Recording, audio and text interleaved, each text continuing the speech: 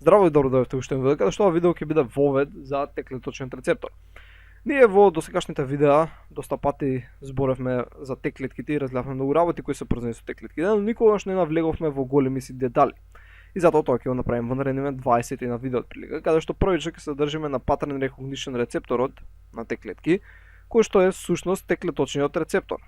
Така или го нарекуваме T-cell рецептор, TCR. Сега, структурата на овој теклеточен рецептор била многу потешка да се открие наспрема структурата на имуноглобулините. Односно многу подолго време останала мистерија каква е всушност структурата. И зошто е тоа така? Има повеќе причини зошто тоа е така. Едноставно ако земеме на Б клетка, така каде што Б клетката има всушност Б клеточен рецептор, така значи B cell рецептор, кој е всушност имуноглобулин, така или пак го нарекуваме антитело. Така тоа е се едно исто. Се разликува во некоја си терминологија, кај што Б клеточен рецептор всушност го опфаќа и хетеродимерот, имуноглобулин алфа и имуноглобулин бета, но нема сега го тоа навлегуваме. Него само видиме зошто било потешко да се открие структурата на Т-клеточниот рецептор наспрема Б клеточниот рецептор. Сега има повеќе причини. Една од причините е да Т-клеточниот рецептор секогаш е мембрански врзан. Така, значи мембрански Т-клеточен рецептор ќе напишам така дека е. Значи го немаме во секретирана форма. Додека кај Б клеточниот рецептор, да, тој може да биде мембрански имуноглобулин, но исто така имавме и секретиран имуноглобулин. И овој секретираниот имуноглобулин многу не е лесно да работат. Односно многу е полесно се прават анализи на протеини кои се наоѓаат во растворот наместо тие кои се наоѓаат врзани за мембраните на клетките. Значи ова е една од причините поради тоа која Б клеточниот рецептор е многу побрзо проучен. Друга причина е да имаме многу помалце количински на Т-клеточен рецептор. Така, значи помала количина наспрема таа на Б клетките, односно на имуноглобулините. Значи има поголема количина. Зошто? Бидејќи Б клетките може да се диференцираат во плазма клетки кои прават имуноглобулини на големо. Така, значи они секретираат само имуноглобулини постојано и тоа исто така многу е лесно работа. Друг проблем за откривање на структурата на Т-клеточен рецептор е тоа да не се врзува со едноставни антигени. Така ти не можеш само да ставиш антигени и тоа се врзе. Него мора да се врзе во комбинација со МХЦ. Така, значи МХЦ плюс антиген со цел да може да направиш некакво си врзување, додека Б клеточниот рецептор се врзува само со антиген. Така, и освен тоа, самото поврзување е со помал афинитет. Така, односно има пониско КА. Така, додека ова има повисоко КА. Има повисок афинитет. Значи сите овие работи придонесле за тоа да структурата на Т-клеточниот рецептор се открие многу подоцна и да биде помакотрпна постапката, така. Но со тек на време, со развивање на различни имунолошки, биохемиски, молекуларни техники, успеле да ги надминат овие проблеми. И од кога се изнамачиле, всушност ја нашле структурата која изгледа нешто вака, сега само општо ќе разгледаме, ќе нацртаме една мембрана и нашле дека Т-клеточниот рецептор всушност хетеродимер. Односно тоа е состојаното на алфа верига, че вака ќе направиме, че една алфа верига која има два имуноглобулински домени, значи алфа верига и една бета верига која исто така има два имуноглобулински домени. Така, значи трансмембрански дел, вака и цитоплазматичен дел. И сега и алфа и бета веригата имаат соодветни имуноглобулински домени, како што реков, кои што имаат соодветни имиња: алфа 1, алфа 2, бета 1, бета 2. Многу едноставно. Каде што горниот домен и кај алфа и кај бета е вариабилен, ќе разгледаме тоа понатаму, додека долниот, тој кој е до мембраната, е константен домен. Сега, освен основниот Т-клеточен рецептор, откриле дека околу него има всушност и помошни комплекси кои исто така се состојани од протеини. Така, значи, ева ќе ги бележам. Значи помошни комплекси кои исто така се состојани од протеини, ќе ги разгледаме понатаму подетално, кои што ги нарекле CD3. Така, значи, овие сите се CD3, помошен комплекс, кој што всушност служи за пренесување на информации, на сигнали, поточно. Да речеме дека ќе имаме поврзување и сега тој сигнал треба да се пренесе. Тој нема да се пренесе преку самиот Т-клеточен рецептор, бидејќи опашките не се доволно големи, него ќе се пренесе преку овие комплекси кои ќе разгледаме понатаму. И овие комплекси, односно CD3 комплексот е всушност аналоген на имуноглобулин алфа и имуноглобулин бета хетеродимерот кај БЦР рецепторот. Така знаеме дека вака сега ќе направиме една мембрана.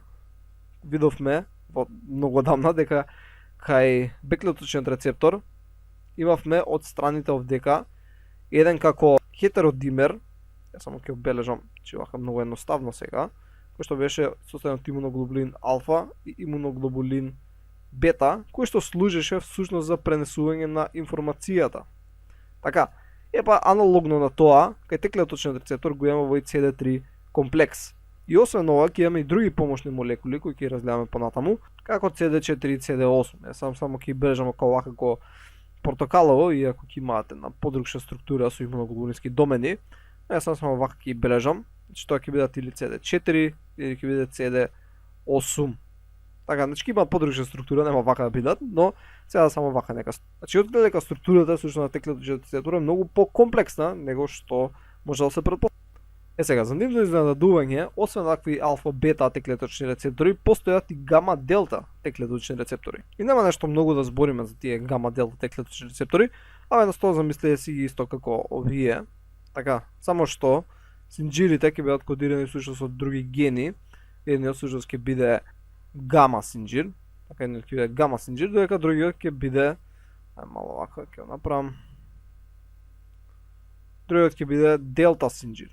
Така, значи овие гама-делта теклеточни рецептори се многу поретки во однос на алфа-бета. Нормално вие гама и делта одека ги имаат овие CD3 молекули, ги имаат другите дополнителни помошни молекули, но ги има во многу помал број.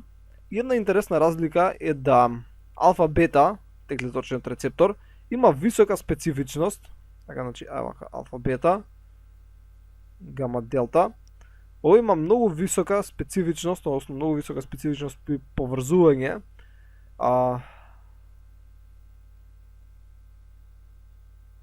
за дадени антигени или нормално асоцирани со МХЦ молекули, додека гама-делта теклеточниот рецептор има многу по-ниска специфичност.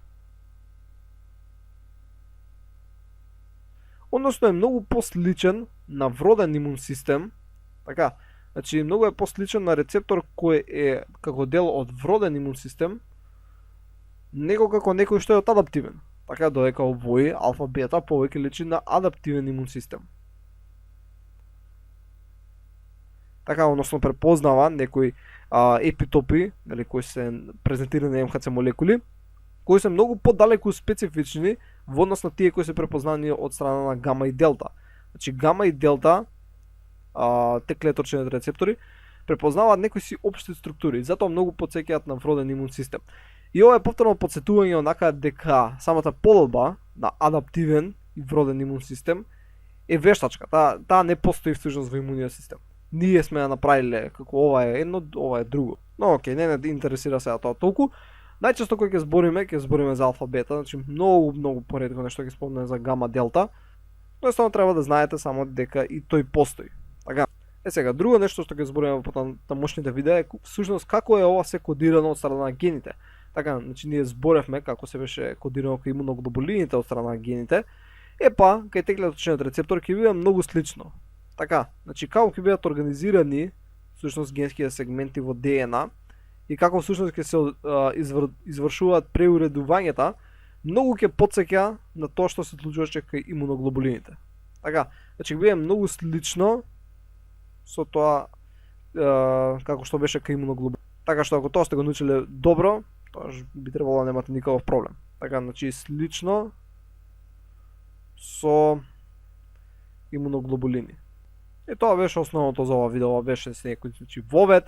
Видовме дека структурата на теклеточниот рецептор може би од алфа, бета или гама, делта, дека тој е всушност хетеродимер кој што има вакви помошни CD3 молекули, има CD4, CD8 молекули и дека било многу макотрпна работата при откривање на нивната структура. И ние така сега идеме последователно. Прво ќе видиме како всушност ја откриле структурата, за подетално нормално, па ќе видиме каква е структурата, така тоа што го зборевме, и на крај ќе видиме всушност како се одвива генетското преуредување за да ја добиеме таа структура. Така, значи тоа беше се за ова видео, се надам дека научивте нешто ново и ќе се видиме во наредното видео. Довидување.